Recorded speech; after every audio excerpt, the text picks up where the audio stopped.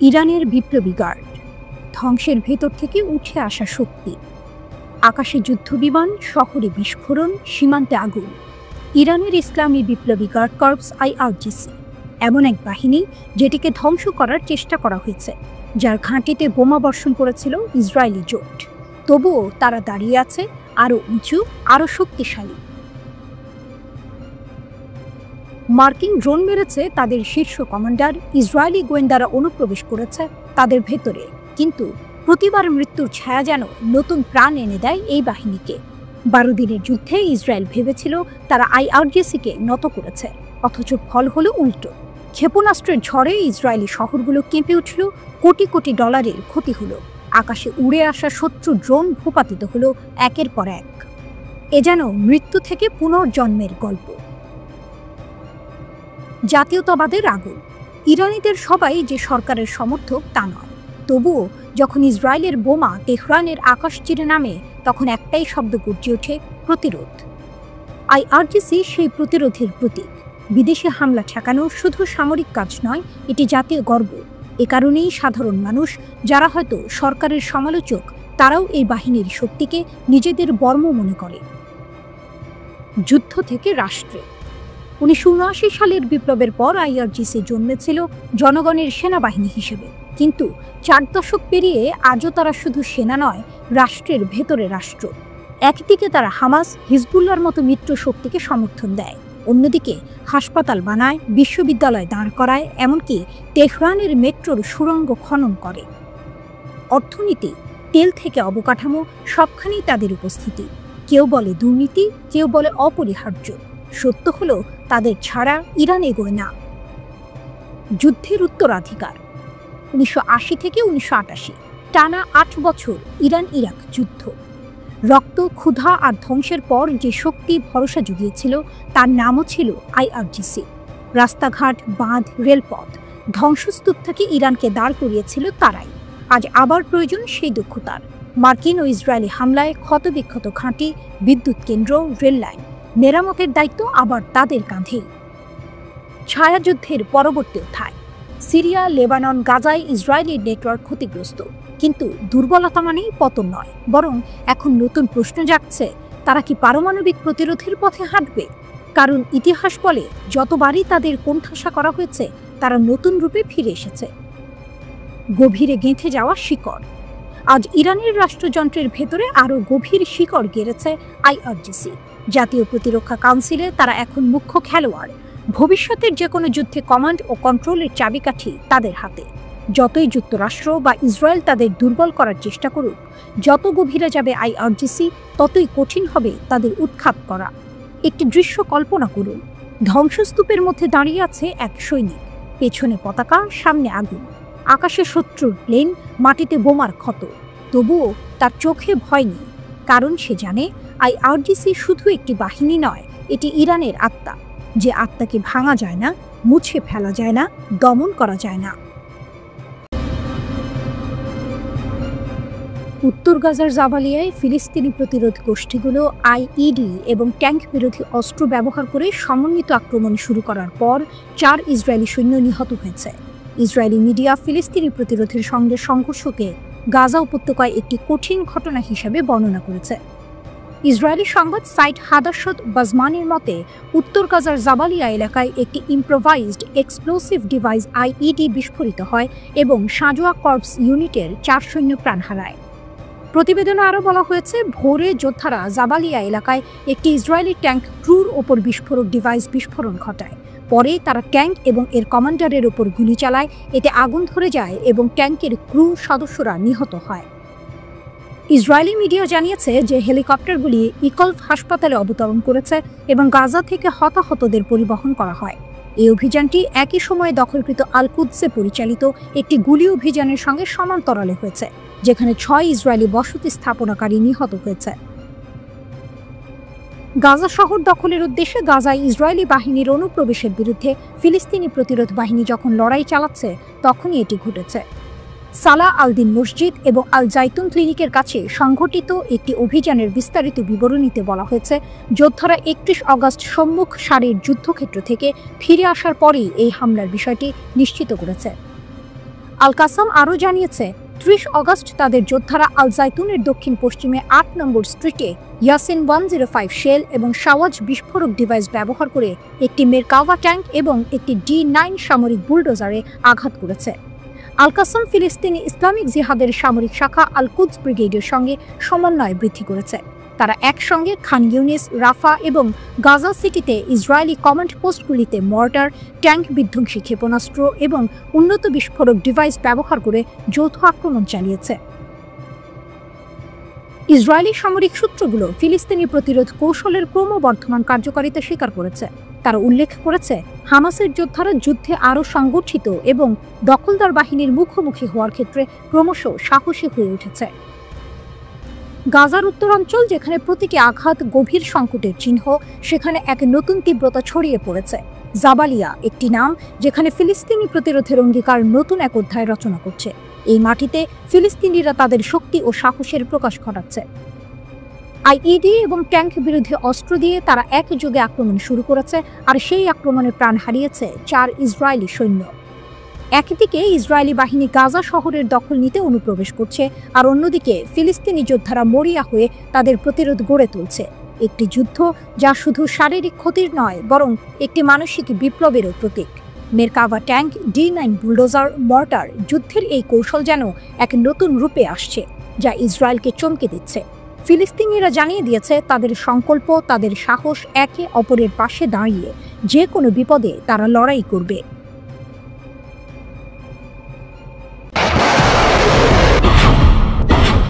গাজা থেকে ইসরায়েলের রকেট হামলা। গাজার প্রতিরোধ বাহিনী ইসরায়েলে নতুন করে রকেট হামলা চালিয়েছে, যা প্রায় 3 সপ্তাহের মধ্যে প্রথমবার ঘটল।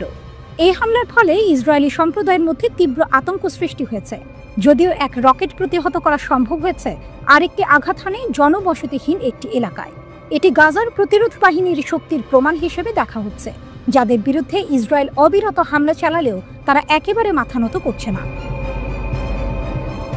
ইসরায়েলি প্রতিরক্ষা বাহিনী IDF জানায় 7 সেপ্টেম্বর গাজা উপত্যকা থেকে 2টি রকেট ইসরায়েলের দিকে নিক্ষেপ করা হয়। একটি রকেট প্রতিরোধ ব্যবস্থা দ্বারা ধ্বংস হলেও অন্যটি নেটিভউড শহরের কাছাকাছি একটি জনবসতিহীন এলাকায় আঘাত হানে। এই ঘটনাটি গাজার প্রতিরোধ বাহিনীর স্থিতিস্থাপকতা এবং তাদের প্রতিরোধের নতুন দৃষ্টান্ত হিসেবে দেখা যাচ্ছে। গাজার প্রতিরোধ বাহিনীর জন্য এটি ছিল একটি নতুন বার্তা যে তারা ইসরায়েলি হামলার পরও তাদের শক্তি বজায় রাখতে সক্ষম। রকেট হামলার পর ইসরায়েলের বিভিন্ন অঞ্চলে সাইরেন বেজে উঠেছিল এবং বিশেষ বাহিনী লোকজনকে নিরাপদ আশ্রয়ে সরিয়ে নেওয়ার জন্য তৎপর হয়ে ওঠে। তবে কিছুক্ষণ পর পরিস্থিতি স্বাভাবিক হয়ে আসে এবং IDF নাগরিকদের জানায় বিপদ কেটে গেছে। ইসরায়েলের টানা হামলায় প্রায় পুরো গাজা ধ্বংস হয়ে গেছে। গাজার সরকারের গণমাধ্যম দপ্তরের তথ্য অনুযায়ী গাজার অবকাঠামোর 90% ধ্বংস হয়েছে। ক্ষতির পরিমাণ দাঁড়িয়েছে $6,800 কোটি বেশি। আরব বিশ্ব বলছে এই হামলা শুধুমাত্র ধ্বংসযোগ্য নয়, এটি এক পদ্ধতিগত গণহত্যা ও জোরপূর্বক বাস্তুচ্যুতি নীতির প্রতিফলন। ৭৩,৭০০ জন মানুষ নিহত বা নিখোঁজ হয়েছেন, যার মধ্যে 20,000 শিশু এবং 12,500 নারী রয়েছেন। প্রায় 2,700 পরিবার পুরোপুরি নিশ্চিহ্ন হয়ে গেছে। নিহতদের মধ্যে রয়েছেন 1,670 স্বাস্থ্যকর্মী, 248 সাংবাদিক, 139 সিভিল ডিফেন্স সদস্য এবং 173 পৌরকর্মী। এছাড়া প্রায় 1,62,000 মানুষ আহত হয়েছেন, যাদের মধ্যে অনেকেই অঙ্গচ্ছেদ, পক্ষাঘাত বা দৃষ্টিশক্তি হারিয়ে গুরুতরভাবে ক্ষতিগ্রস্ত হয়েছেন। ইসরায়েল দাবি করছে যে তাদের হামলার একমাত্র লক্ষ্য সশস্ত্র গোষ্ঠী হামাস এবং তাদের ব্যবহৃত স্থাপনা। তারা বলছে হামাস ধ্বংস না হলে এই যুদ্ধ থামবে না। তবে ফিলিস্তিনি জনগণ এবং আন্তর্জাতিক মানবাধিকার সংগঠনগুলো ইসরায়েলের এই দাবি অস্বীকার করছে। গাজার অভ্যন্তরীণ পরিস্থিতি ভয়াবহ। 38টি হাসপাতাল, 833টি মসজিদ, 163টি শিক্ষা প্রতিষ্ঠান এবং হাজার হাজার সরকারি ভবন ক্ষতিগ্রস্ত হয়েছে। কিন্তু এর মধ্যে একদম অটল থেকেছে গাজার প্রতিরোধ বাহিনী। তারা জানিয়ে দিয়েছে যে ইসরায়েল যতই তাদের উপর আক্রমণ চালাক, তারা তাদের স্বাধীনতা এবং অধিকার রক্ষার জন্য অবিচল থাকবে। গাজার প্রতিরোধ বাহিনী, বিশেষ করে হামাস, বারবার ইসরায়েলের হামলা প্রতিরোধ করেছে এবং পাল্টা আক্রমণ চালিয়েছে। তাদের শক্তি শুধু সামরিক দিকেই সীমাবদ্ধ নয়, বরং মনোবল এবং সংগ্রামের অটল সংকল্প তাদের শক্তির উৎস।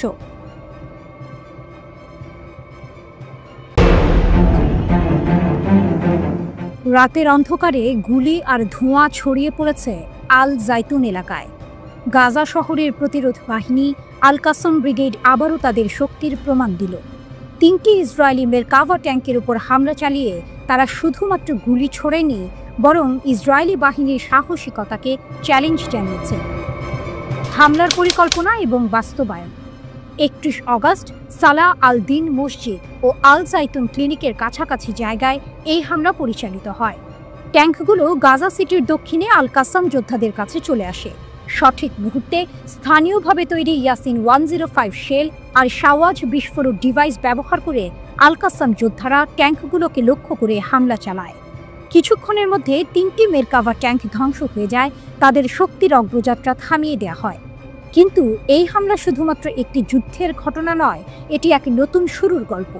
আল কাসাম ব্রিগেড এই অঞ্চলে একাধিক আক্রমণ পরিচালনা করেছে। তাদের কৌশল ছিল সোজা, সরাসরি ট্যাঙ্কে হামলা এবং ঘরবাড়ির ভেতরে সুরক্ষিত ইসরায়েলি বাহিনীকে অ্যাম্বুশ করে ধ্বংস করা। আর এর পেছনে ছিল তাদের এক অদম্য শক্তি, দৃঢ় সংকল্প এবং স্থানীয়ভাবে তৈরি বিস্ফোরক ডিভাইসের মস্তিষ্ক। 3টি ট্যাঙ্ক, এক শক্তিশালী বার্তা। এভাবে আল কাসাম যোদ্ধারা প্রতিরোধ গড়ে তুলেছে, ইসরায়েলি বাহিনীর একের পর এক প্রচেষ্টা ব্যর্থ করে দিয়েছে। তারা ঘনবসতিপূর্ণ এলাকায় অগ্রসর হওয়া ইসরায়েলি বাহিনীর কাছে এক বড় চ্যালেঞ্জ হয়ে দাঁড়িয়েছে। ট্যাঙ্ক বিরোধী কৌশল এবং বুদ্ধিমত্তার ব্যবহার তাদের সাফল্যের চাবিকাঠি। একে একে তাদের প্রতিরোধ কৌশলগুলো ইসরায়েলি বাহিনীর জন্য ভয়াবহ হয়ে উঠেছে। এই শক্তির পেছনে রয়েছে তাদের একসাথে কাজ করা সামরিক শাখাগুলো।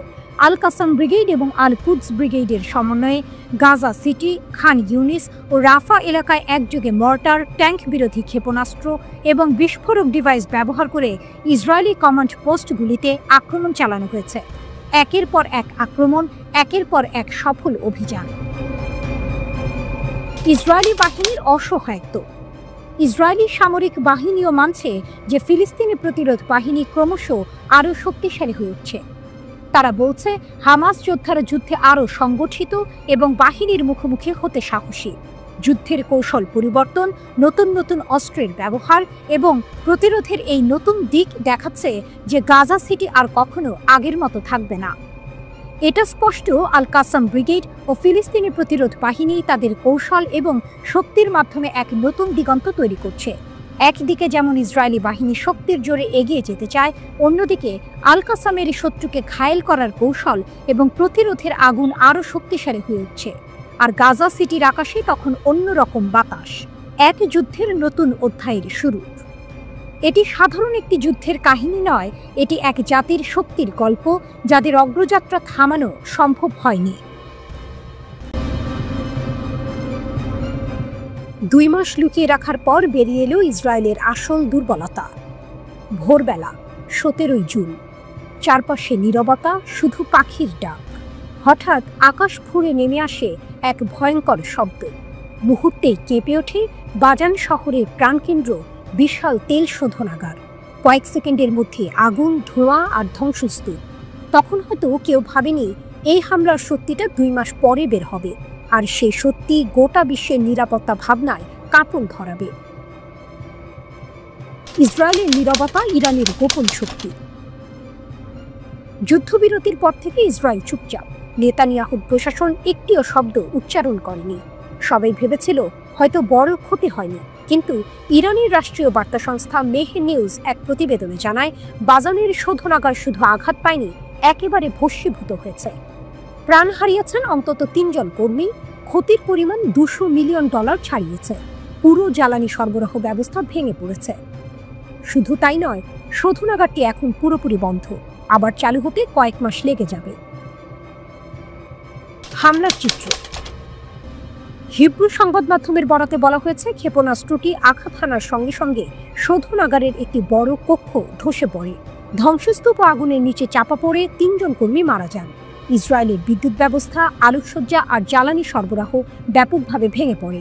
অর্থাৎ এক আঘাতেই ইরান দেখিয়ে দিয়েছে, শুধু সামরিক ঘাঁটি নয়, ইসরায়েলের অর্থনীতির হৃৎপিণ্ডও টার্গেট করতে পারে তারা। এই হামলা কোনো আকস্মিক ঘটনা নয়, এটি ছিল ইরানের ইসলামী বিপ্লবী গার্ড বাহিনীর ট্রু প্রমিস 3 অভিযানের অংশ। এর আগে 13 জুন থেকে টানা 12 দিন ইসরায়েল ইরানের ঘাঁটি, পারমাণবিক স্থাপনা আর আবাসিক এলাকায় বিমান হামলা চালায়। জবাব দিতে দেরি করেনি তেহরান। একের পর এক ক্ষেপণাস্ত্র ছুড়ে তারা জানিয়ে দিয়েছে, আমরা আঘাত হানলে তার প্রতিধ্বনি বাজবে তেল আবিবে।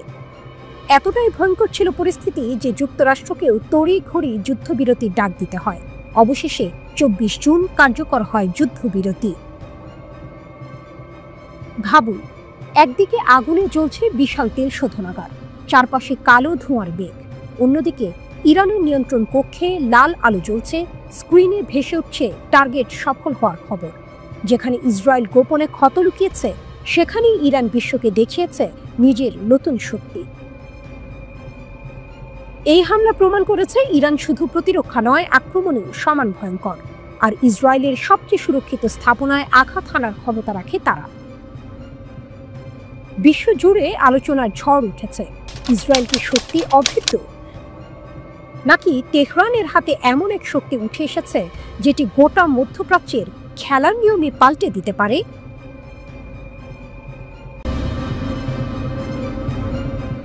গাজার ধ্বংসস্তূপে প্রতিরোধের আগুন।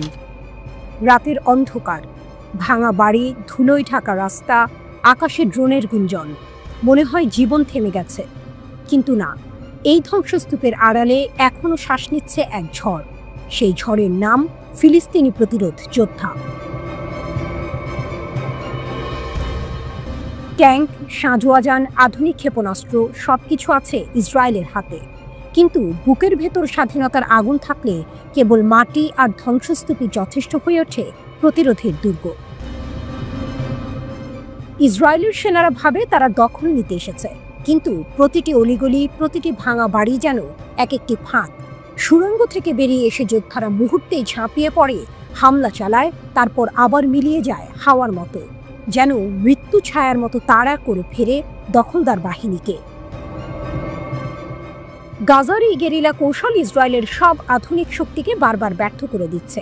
একদিকে ড্রোন আর F-16, অন্যদিকে হাতে বানানো রকেট আর সেকেলে অস্ত্র।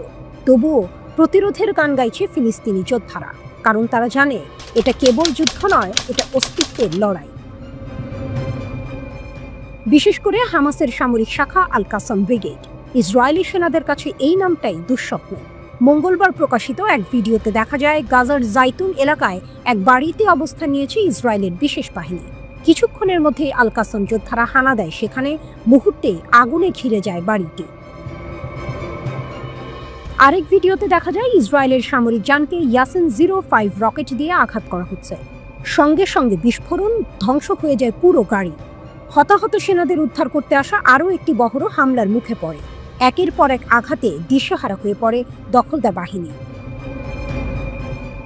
সিনেমার মতো দৃশ্য তৈরি হয় গাজার ডোলা মোড়ে।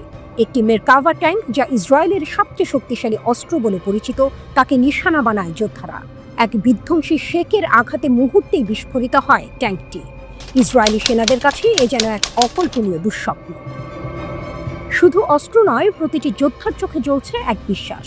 ভিডিওতে এক কমান্ডারকে বলতে শোনা যায়, কঠিন যুদ্ধ শুধু শক্তিশালী সৈন্যদের জন্যই আসে।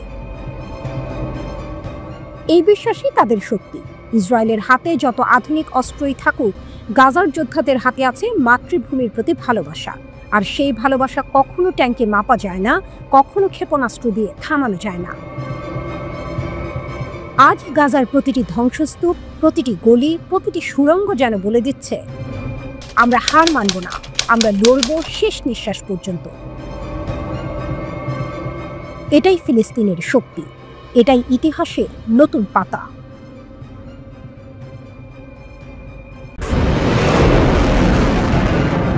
আগুনের ঝড়ে জেগে উঠল ইয়েমেন, পাশে দাঁড়ালো ইরান। একটা বিস্ফোরণ, একটা খবর, তারপর সারা আরবের আকাশে শোকের কালো। ইয়েমেনের প্রধানমন্ত্রী আহমেদ আল রাহাবি শহীদ। ইসরায়েলি আগ্রাসনের নির্মম ফল। কিন্তু এই মৃত্যু কেবল একজন নেতার নয়, এটি যেন একটি জাতির প্রতিরোধের আহ্বান, দখলদারিত্বের শেষ চাপ। ইরানের গর্জন, আগ্রাসনের বিরুদ্ধে রণহুঙ্কার। তেহরান চুপ থাকেনি। ইরানের পররাষ্ট্র মন্ত্রণালয় কঠিন ভাষায় বলেছে, এটি শুধু একটি হামলা নয়, এটি সন্ত্রাসবাদ। তারা আন্তর্জাতিক সম্প্রদায় ও ইসলামী দেশগুলোর উদ্দেশ্যে ঘোষণা করল, এখনই ব্যবস্থা নিন, এই দুর্বৃত্ত সত্তাকে থামাতে হবে। ইরানের কণ্ঠে যেন প্রতিধ্বনিত হচ্ছিল ইতিহাসের সেই দীর্ঘ সংকল্প, যে সংকল্প বারবার সাম্রাজ্যবাদীদের রুখে দিয়েছে। সানার রাস্তা উন্মাতাল। ইসরায়েলি আগ্রাসনের খবর ছড়িয়ে পড়তে ইয়েমেন জেগে উঠল। রাজধানী সানার আল সাবাইন স্কোয়ারে লাখো মানুষের ঢল। গাজার সঙ্গে সংহতি জানিয়ে তারা উত্তোলন করল ফিলিস্তিনের পতাকা। দৃশ্যটা যেন সিনেমার ফ্রেম। অভিনেতারা মানুষ, আলো তাদের চোখে, কিন্তু ক্যামেরা ধরছে প্রতিরোধের প্রতীকটা। লাল রেখা অতিক্রম। আনসার আল্লাহ আন্দোলনের রাজনৈতিক ব্যুরোর সদস্য মোহাম্মদ আল বুখাইতির কণ্ঠে তখন বজ্রপাত। তিনি বললেন, প্রধানমন্ত্রীর সভাকে লক্ষ্য করে শত্রু লাল রেখা অতিক্রম করেছে, যুদ্ধ নতুন অধ্যায়ে প্রবেশ করেছে, প্রতিশোধ আসবেই। এখানেই টুইস্ট। আল বুখাইতি আর কোনো কূটনৈতিক ভাষায় আটকে থাকবেন না। তার ঘোষণা স্পষ্ট, আমাদের কর্মকাণ্ড আমাদের কথার আগে হবে। গাজার জন্য প্রতিজ্ঞা। আল বুখাইতি স্পষ্ট করে দিলেন, ফিলিস্তিনের মুক্তি আনসার আল্লাহর মূল লক্ষ্য। ইয়েমেনের রাষ্ট্রপতি মাহদি আল মাসাতের বক্তৃতায়ও একই প্রতিশ্রুতি। তাদের ভাষায়, যে কোনো মূল্যেই হোক গাজার পাশে ইয়েমেন থাকবে। এই ঘোষণা শুধু কথার নয়, ইয়েমেন ইতিমধ্যে অসংখ্য পাল্টা হামলা চালিয়েছে শত্রুর বিরুদ্ধে। আল বুখাইতি ইঙ্গিত দিলেন, এবার পাল্টা আঘাত আরও ভয়ঙ্কর হবে। পশ্চিমাদেরও সতর্কবার্তা। তিনি মনে করিয়ে দিলেন, আমরা ব্রিটেন ও আমেরিকাকে শাস্তি দিতে পেরেছি, এবার একই শিক্ষা পাবে ইহুদিবাদী শত্রু। কথাগুলো যেন ধ্বংসস্তূপের ভেতর থেকে ভেসে আসা প্রতিজ্ঞা। ভবিষ্যতের প্রতিশোধের ঝড় আসছে। মুসলিম বিশ্বকে বার্তা। মুসলিম ব্রাদারহুডের এক বিবৃতিতে ইতিবাচক আখ্যা দিলেও আল বুখাইতি আফসোস করলেন, ইসলাম দলের অবস্থান আলাদা। তিনি বললেন, আমরা চাই না এটি কেবল বাকনি অবস্থান হোক, আমাদের প্রয়োজন বাস্তব পদক্ষেপ। ইরান ইয়েমেনের ঐক্য। দুটো শক্তির মিলন, তেহরান ও সানা। ইরান দাঁড়িয়েছে কূটনীতির মঞ্চে, আর ইয়েমেন দাঁড়িয়েছে যুদ্ধক্ষেত্রে। একজন বলছে, আন্তর্জাতিক আইন ভেঙে দখলদারিত্ব চলবে না। আরেকজন বলছে, আমাদের হাতেই হবে প্রতিশোধ। মৃত্যুর অন্ধকারকে ভেদ করে উঠে আসছে প্রতিরোধের আলোর রেখা। বার্তা একটাই, ইয়েমেন মাথা নত করবে না, ইরান নিশ্চুপ থাকবে না। আর ইতিহাসের পাতায় লেখা হবে নতুন অধ্যায়, যেখানে দখলদারিত্ব ভেঙে পড়বে ঐক্যের ঝড়ে। গাজায় তীব্র প্রতিরোধ, 4 ইসরায়েলি সৈন্য নিখোঁজ। গাজা উপত্যকা ভয়ঙ্কর সংঘর্ষ। হামাসের সঙ্গে 3টি তীব্র যুদ্ধে 4 জন ইসরায়েলি সৈন্য নিখোঁজ। পরিস্থিতি এতটাই গুরুতর যে ইসরায়েলি সেনারা খুঁজে বের করার জন্য হেলিকপ্টার পাঠিয়েছিল, কিন্তু হামাস তাদের জন্য নিয়ে আসলো এক ভয়ঙ্কর চ্যালেঞ্জ। হামাসের অ্যাম্বুশে ফাঁদ। আল কাসাম ব্রিগেডের যোদ্ধারা তৎপর। নাইট ভিশন সরঞ্জাম দিয়ে তারা ইসরায়েলি বাহিনীর অবস্থান নজরে রেখেছিল। এরপর শুরু হয় পরিকল্পিত অ্যাম্বুশ। গাজার আল জৈতুন, সাবরাপাড়া এবং জাবালিয়া ক্যাম্পে হামাস তাদের সব শক্তি ব্যবহার করে। এমন প্রস্তুতি ও একযোগে হামলার কারণে ইসরায়েলি হেলিকপ্টারগুলো 6 বার গুলিবিদ্ধ হয়। প্রথম ঘটনার কয়েক মিনিটের মধ্যেই আরও 2টি গুরুতর ঘটনা ঘটে, আর এতে আরও সৈন্য আহত হয়। কুদস নিউজের খবরে বলা হয়েছে, আহত সৈন্যদের উদ্ধার করতে গিয়ে একটি দল সরাসরি হামাসের ফাঁদে পড়ে। হানিবল প্রোটোকল চালু। সংঘর্ষের তীব্রতা বাড়ায় ইসরায়েলি সেনারা বিতর্কিত হানিবল প্রোটোকল সক্রিয় করে। এই প্রোটোকল অনুযায়ী যদি সৈন্য ধরা পড়ার আশঙ্কা থাকে, এমনকি তাদের নিজস্ব জীবন হুমকির মুখে পড়লেও মারাত্মক শক্তি ব্যবহার করা যায়। যুদ্ধক্ষেত্রে এই সিদ্ধান্তের মাত্রা বোঝায় পরিস্থিতি কতটা উত্তপ্ত। হামাস ও আল কাসামের শক্তি। আল কাসাম ব্রিগেড প্রমাণ করলেও তারা শুধু আক্রমণ নয়, প্রতিরক্ষায় দক্ষ। হঠাৎ হামলা, অ্যাম্বুশ, রাতে কার্যকরী অস্ত্র, সবই তাদের শক্তির সাক্ষ্য। একাধিক স্থানে ভারী সুরক্ষিত অবস্থানে হামলা চালিয়ে তারা ইসরায়েলি সেনাদের আটকে রাখতে সক্ষম হয়।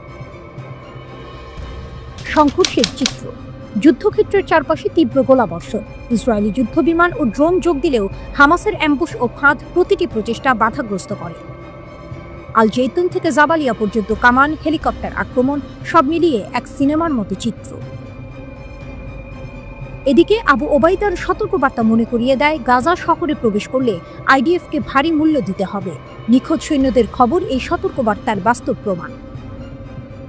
হামাস এবং আল কাসামের একযোগী পরিকল্পনা ইসরায়েলের জন্য দুশ্চিন্তা। গাজার রাত এখন শুধু অন্ধকার নয়, যুদ্ধের ভয়ঙ্কর চিত্র। আকাশে হেলিকপ্টার, মাটিতে অ্যাম্বুশ, আর সামনে অপেক্ষা করছে চরম অজানা। এই সংঘর্ষ শুধু সৈন্যদের জন্য নয়, মধ্যপ্রাচ্যের জন্য এক নতুন সতর্কবার্তা। হামাস দেখিয়েছে তারা শুধু লড়াই জানে না, ভবিষ্যতের জন্য প্রস্তুত। মধ্যপ্রাচ্যের উত্তপ্ত আকাশে তাই নতুন গল্পের সূচনা। এই যুদ্ধ এখনো থেমে যায়নি, তবে একটি সত্য, হামাস এবং আল কাসামের শক্তি এবার সরাসরি ইসরায়েলের চ্যালেঞ্জ হয়ে দাঁড়িয়েছে।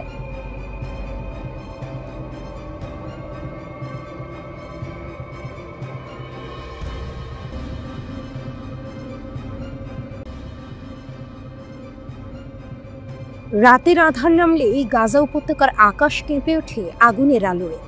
বিস্ফোরণ, গর্জন আর ধোঁয়ার ভেতর দিয়ে শোনা যায় ফিলিস্তিনি প্রতিরোধ যোদ্ধাদের প্রতিশোধের গান, যেন মৃত্যুর ভেতর দিয়ে জন্ম নিচ্ছে নতুন প্রতিরোধের শক্তি। ধ্বংসস্তূপের ভেতর থেকেও লড়াই। ইসরায়েলের বিমান হামলায় খান ইউনিসের দক্ষিণাঞ্চল ধ্বংসস্তূপে পরিণত হয়েছে, তবু থেমে নেই প্রতিরোধ। হামাসের সামরিক শাখা আল কাসাম ব্রিগেড জানায় তাদের যোদ্ধারা ইসরায়েলি সেনাদের একটি ছাউনিতে অতর্কিত হামলা চালিয়েছে। মর্টার, ট্যাঙ্ক বিধ্বংসী গোলা, এমনকি হাতে তৈরি বিস্ফোরক দিয়েও তারা প্রতিরোধ গড়ে তুলছে। ফিলিস্তিনি ইসলামিক জিহাদের সামরিক শাখা আল কুদস ব্রিগেড একটি ফুটেজ প্রকাশ করেছে, যেখানে দেখা যায় যৌথভাবে ইসরায়েলি একটি সাঁজোয়া যানকে বিধ্বস্ত করছে তারা। ছোট ছোট প্লাটুন, হাতে সীমিত অস্ত্র, তবুও ভয়ঙ্কর বার্তা দিচ্ছে বিশ্বের অন্যতম শক্তিশালী সেনাবাহিনীকে। প্রতিরোধের গল্পের আড়ালে গণহত্যার পরিসংখ্যান। যখন এসব প্রতিরোধের খবর আসে, তখনই ভেসে আসে ভয়াবহ এক বাস্তবতা। ইসরায়েলের সেনাবাহিনীর নিজস্ব গোয়েন্দা তথ্যই জানাচ্ছে, গাজা উপত্যকায় হামলায় নিহত 6 ফিলিস্তিনের মধ্যে 5 জনই বেসামরিক মানুষ। এক যৌথ অনুসন্ধান প্রতিবেদনে এই তথ্য উঠে এসেছে। ইসরায়েলের +972 ম্যাগাজিন এর হিব্রু ভাষার সহযোগী প্রকাশনা লোকাল কল ও প্রভাবশালী ব্রিটিশ পত্রিকা দ্য গার্ডিয়ান যৌথভাবে ওই অনুসন্ধান প্রতিবেদন তৈরি করেছে। প্রতিবেদনে বলা হয়, এবছরের মে মাস পর্যন্ত ইসরায়েলি সেনাবাহিনীর গোপন গোয়েন্দা তথ্য ভাণ্ডারে নাম পরিচয় সহ 8,900 জন হামাস ও ফিলিস্তিনি ইসলামিক জিহাদ PIG যোদ্ধাকে নিহত বা সম্ভাব্য নিহত হিসেবে তালিকাভুক্ত করা হয়েছে। গাজার স্বাস্থ্য মন্ত্রণালয়ের হিসাবে অবরুদ্ধ উপত্যকায় এতদিনে নিহত হয়েছে প্রায় 53,000 মানুষ। গোপন নথি অনুযায়ী মাত্র 17% ছিলেন যোদ্ধা, বাকি 83%ই সাধারণ বেসামরিক মানুষ, শিশু, নারী, বৃদ্ধ। তুলনা টানা হচ্ছে সিরিয়া ও সুদানের গৃহযুদ্ধের সঙ্গে, কিন্তু গবেষকরা বলছেন সেখানকার গণহত্যার চেয়েও গাজায় মৃত্যু ভয়াবহ। গার্ডিয়ানের হাতে আসা নথি দেখায় মাত্র কয়েক মাসে ইসরায়েল যা করেছে তা ইতিহাসের ভয়ঙ্করতম গণহত্যাগুলোর একটিতে রূপ নিচ্ছে। চোখ বন্ধ করুন, ধ্বংস হয়ে যাওয়া খান ইউনিসের রাস্তায় ধুলো আর ধোঁয়া উঠছে। ভেঙে পড়া ঘরের ইটের ফাঁক দিয়ে বেরিয়ে আসছে ক্লান্ত, ক্ষুধার্ত কিছু তরুণ যোদ্ধা। তাদের কাঁধে মর্টার, হাতে IED। দূরে ইসরায়েলি ট্যাঙ্ক অগ্রসর হচ্ছে। হঠাৎ বজ্রের মতো শব্দে আকাশ কাঁপিয়ে ওঠে বিস্ফোরণ। ট্যাঙ্ক থেমে যায়, ধোঁয়ার আড়ালে শোনা যায় স্লোগান, প্রতিরোধের জয় হোক। এই দৃশ্যই আজকের গাজা, যেখানে মৃত্যুর ছায়া থেকেও প্রতিরোধের আগুন জ্বলছে। আল কাসাম ও আল কুদসের যোদ্ধারা বারবার প্রমাণ করছে যুদ্ধ শুধু অস্ত্রের নয়, বরং ইচ্ছা শক্তিরও।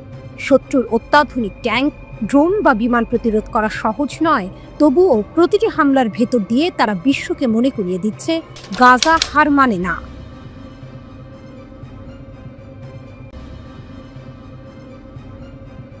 গাজার মাটিতে অগাস্টের আকাশ, ভোরের নিস্তব্ধতা। ঠিক তখনই যেন বাজ পড়ে যায়। খান ইউনিসের দক্ষিণে ইসরায়েলি সেনাদের এক শিবির হঠাৎ করে কেঁপে ওঠে। সুড়ঙ্গের অন্ধকার গলিপথ থেকে আলোয় বেরিয়ে আসে 18 জন আল কাসাম যোদ্ধা। গর্জন তোলে মেশিন গান, ধ্বংস ডেকে আনে রকেট চালিত গ্রেনেড। আর সেই মুহূর্তেই শুরু হয় গাজার ইতিহাসের এক অনিবার্য নাটক, এক মহাকাব্যিক আকস্মিক আক্রমণ। এ যেন আগুনের বৃষ্টি। ইস্পাতের মেরকাভা 4 ট্যাঙ্কগুলো লক্ষ্য করে ছুটে যায় সুয়াদ বিস্ফোরক। আঘাত হানে আল ইয়াসিন 105 শেল, যেন ইসরায়েলি অস্ত্রের অহংকার ভেঙে দেওয়ার প্রতিজ্ঞা নিয়ে এগিয়ে আসে প্রতিটি গুলি, প্রতিটি গোলা। আশপাশের ভবন, যেখানে আশ্রয় নিয়েছিল ইসরায়েলি সেনারা, সেখানেও হামলার ঝড়। কক্ষ থেকে কক্ষে, দেয়াল থেকে দেয়ালে আল কাসামের যোদ্ধারা ঢুকে পড়ে। হাতবোমা, হালকা অস্ত্র, মেশিন গান, প্রতিটি শব্দই যেন প্রতিশোধের প্রতিধ্বনি। তারপর সেই দৃশ্য, এক ফিলিস্তিনি যোদ্ধা নিজের শরীরকে বানিয়ে নিলেন বিস্ফোরণের অগ্নিবাণ। ইসরায়েলি সৈন্যদের মাঝে ঢুকে আত্মাহুতি দিলেন। হামাস বলছে এতে বহু সেনা নিহত বা আহত হয়েছে। আরেক যোদ্ধা স্নাইপারের গুলিতে মেরকাভা ট্যাঙ্কের একজন কমান্ডারকে নামিয়ে দেয়, যেন প্রতিটি গুলি ঘোষণা করছে আমরা থামব না। ঘন্টার পর ঘন্টা চলতে থাকে যুদ্ধ। ইসরায়েলি হেলিকপ্টারগুলো আহত সেনাদের সরিয়ে নেওয়ার চেষ্টা করে, কিন্তু তাতেও নজর রাখে হামাসের নজরদারি, যেন প্রতিটি মুহূর্তই ছিল পরিকল্পিত, প্রতিটি পদক্ষেপে ছিল প্রতিরোধের এক একটি অধ্যায়। ইসরায়েলি সেনারা বলছে সকাল 9টার দিকে সুড়ঙ্গ থেকে বের হয়ে এলো 15 থেকে 18 জন যোদ্ধা, মেশিনগান আর আরপিজি হাতে। প্রথম ধাক্কায় কিছু যোদ্ধা শিবিরে ঢুকে পড়ে, কফির ব্রিগেডের সঙ্গে রক্তক্ষয়ী সংঘর্ষে জড়িয়ে যায়। তাদের দাবি হামাসের উদ্দেশ্য ছিল সেনাদের অপহরণ। তবে বিমান হামলায় অন্তত 10 জন যোদ্ধা নিহত হয়, বাকিদের মধ্যে 8 জন আবার সুড়ঙ্গে ফিরে যায়। ইসরায়েলি সেনাদের বক্তব্য কেবল 3 জন সৈন্য আহত হয়েছে। ইসরায়েল আকাশ স্থল সমন্বিত প্রতিরোধ গড়ে তোলে। কফির ব্রিগেডের সেনারা ট্যাঙ্ক দিয়ে চারপাশ ঘিরে ফেলে, আকাশ থেকেও ফেলা হয় বোমা। পরে প্রকাশিত ভিডিওতে দেখা যায় 2 জন হামাস যোদ্ধার নিথর দেহ। আরেক ফুটেজে 74 জন সাজোয়া ব্রিগেডের ট্যাঙ্ক ধেয়ে যাচ্ছে এক রকেট হাতে যোদ্ধার দিকে। দাবির ভিন্নতা, সত্যের ধোঁয়াশা। হামাস বলছে আমরা বহু সেনাকে শেষ করছি, ইসরায়েল বলছে মাত্র 3 জন আহত। সংখ্যা আলাদা, দাবি আলাদা, কিন্তু বাস্তবের ছবি একটাই। খান ইউনিসের এই সকাল গাজা যুদ্ধের ইতিহাসে নতুন অধ্যায় হয়ে রইল। এ যেন শ্বাসরুদ্ধকর পরিস্থিতি। সুড়ঙ্গ থেকে শুরু, আগুনের ঝড়, আত্মা হুতি আর রাঙা প্রতিরোধ। গাজার আকাশে ধোঁয়া উঠলেও স্পষ্ট হয়ে যায় একটাই সত্য, হামাস থেমে নেই, থামবেও না।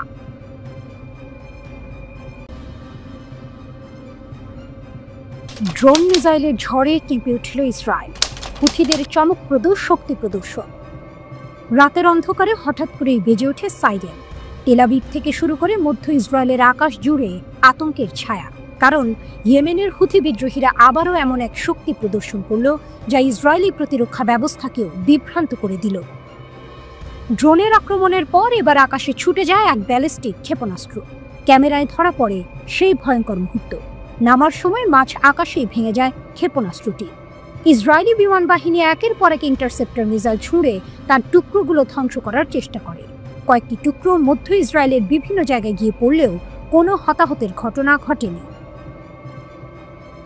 কিন্তু এ যেন শুধু এক টুকরো ছবি। পুরো নাটকীয় ঘটনাটি শুরু হয়েছিল তারও আগে, যখন ইয়েমেন থেকে ছোড়া একটি ড্রোন ইসরায়েলের দক্ষিণ আকাশে ঢুকে পড়ে। প্রতিরক্ষা ব্যবস্থা বারবার চেষ্টা করেও একবারে তা নামাতে পারেনি। কয়েক দফা লড়াইয়ের পর অবশেষে ভূপাতিত করা হয় সেই চালকবিহীন ড্রোন। তার আগেই গাজার সীমান্ত ও মিশরের কাছাকাছি এলাকায় বাজতে থাকে সতর্কতামূলক সাইরেন। হামলার পরই ইয়েমেনে উত্তাল জনসমুদ্র। হাজার হাজার হুথি সমর্থক রাইফেল হাতে ফিলিস্তিনি পতাকা উড়িয়ে ইসরায়েল বিরোধী স্লোগান তুলছিল। সেই সমাবেশের ঠিক পরপরই হামলা চালিয়ে বিশ্বকে বার্তা দিল হুথিরা, আমরা আছি, আমাদের শক্তি থেমে নেই। মুখপাত্র ব্রিগেডিয়ার জেনারেল ইয়াহিয়া সারি ঘোষণা করেন, প্যালেস্টাইন 2 ব্যালিস্টিক ক্ষেপণাস্ত্র ইসরায়েলি প্রতিরক্ষা ভেদ করেছে। আমাদের লক্ষ্য ছিল বেন গুরিয়ন বিমানবন্দর। আমরা বিভ্রান্তি তৈরি করেছি, মিলিয়ন মিলিয়ন ইসরায়েলি আশ্রয়কেন্দ্রে পালিয়েছে, বিমানবন্দরের কার্যক্রম বন্ধ হয়েছে। তিনি আরও দাবি করেন, শুধু ক্ষেপণাস্ত্র নয়, তেল আবিব ও আশকেলনের সামরিক ঘাঁটিতে 2টি ড্রোনও নিক্ষেপ করা হয়েছে। এটি কোনো বিচ্ছিন্ন ঘটনা নয়। গত 2023 সালের নভেম্বরে প্রথম ইসরায়েলের বিরুদ্ধে হামলা চালায় ইয়েমেনের হুথিরা। এরপর থেকে আকাশপথে যেন এক নতুন যুদ্ধের সূচনা হয়েছে। 2025 সালের জানুয়ারিতে স্বল্পমেয়াদী যুদ্ধবিরতির সময় আক্রমণ থেমেছিল বটে, কিন্তু ততদিনে তারা ইসরায়েলের দিকে ছুঁড়েছে 40টিরও বেশি ব্যালিস্টিক ক্ষেপণাস্ত্র ও ড্রোন। এরপর আবারও মার্চ মাসে যখন আইডিএফ গাজায় হামলা জোরদার করে, তখন থেকে হুথিদের পাল্টা আক্রমণ আরও তীব্র হয়। সর্বশেষ হিসাবে তারা 71টি ব্যালিস্টিক ক্ষেপণাস্ত্র এবং অন্তত 23টি ড্রোন নিক্ষেপ করেছে। এর মধ্যে কয়েকটি ব্যর্থ হলেও বাকিগুলো ইসরায়েলের আকাশ প্রতিরক্ষায় এক অপ্রতিরোধ্য চাপ তৈরি করেছে। এই ঘটনাগুলো শুধু হামলা নয়, এ যেন বার্তা। ইয়েমেনের ভগ্নদশা ভূমি থেকে উঠে আসা এক বিদ্রোহী শক্তি আজ এমন এক অবস্থানে দাঁড়িয়েছে যেখানে ইসরায়েলের মতো আধুনিক প্রযুক্তি নির্ভর রাষ্ট্র বারবার বাধ্য হচ্ছে সতর্ক সংকেত বাজাতে। প্রশ্ন জাগছে, এই সংঘাত কোথায় গিয়ে থামবে আর কতটা দূর পর্যন্ত তাদের ক্ষেপণাস্ত্র পৌঁছাবে? নিশ্চিত উত্তর কেউ জানে না। তবে এটা স্পষ্ট, হুথিদের শক্তি এখন শুধু ইয়েমেনেই সীমাবদ্ধ নয়, তা ছড়িয়ে পড়েছে মধ্যপ্রাচ্যের রাজনীতির কেন্দ্রবিন্দুতে।